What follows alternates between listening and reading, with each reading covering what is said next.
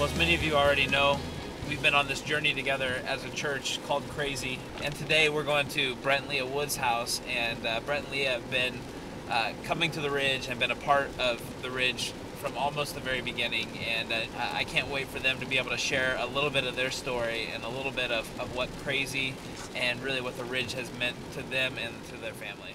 All right, well, Brent and Leah, thanks for taking the time again, and I just want to start, just talk about the process you went through as we've been on this crazy journey, and just the process you went through to really say, hey, we're going to commit to this and be a part of that. So I remember when Brett came home, he went to one of the first parties, and I looked at him and I was like, well, that's crazy. There's no way we are going to double our giving. That's like, I like our church, but I don't like our church that much. And Right. So sometime in that week after Brett announced that, I read, I think it's Mark chapter 9 at the end. He says something about there's a large harvest, but not enough workers to bring the harvest in. Pray to the owner of the harvest that he sends out workers to gather his harvest in.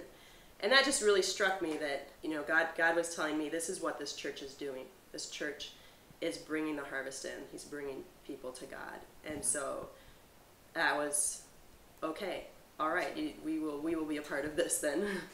And so Brett, then, did she end up stretching you a little bit, huh? Maybe? Well, definitely.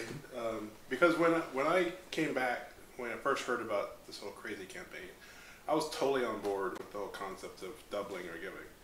And then Leah went through this sort of biblical epiphany.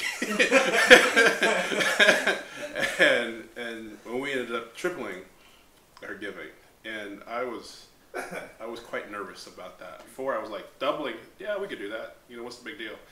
Even though that's a big deal, it is a big deal. But for whatever reason, I felt comfortable with that.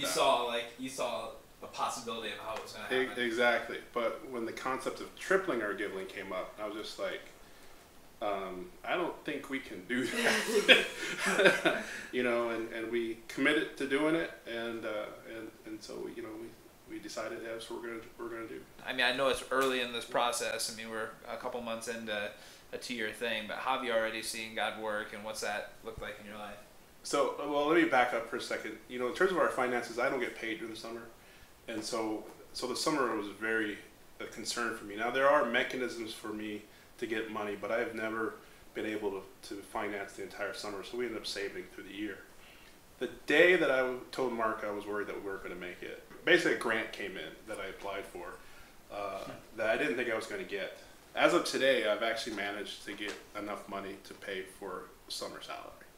And it was almost like, as soon as we decided to make the commitment, and even though based on my understanding of our finances, there was this gap that I wasn't sure we were going to make. It was like almost immediately God just started, okay, you're getting this. Okay, you're getting that. Okay, you're getting this.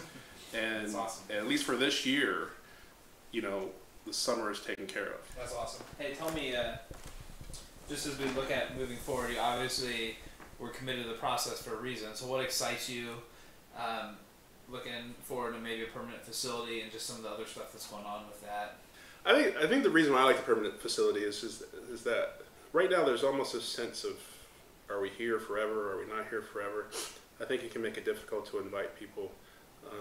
And I think with a permanent facility, I think there's a real opportunity to invite, friends and family, and people can drive by almost and say, hey, I'll go there. Whereas now it's like you drive by high school and it's like, I don't know about that. For me, it's really, the Ridge is really a place where people who are not always comfortable with traditional church can go and be comfortable and learn about God.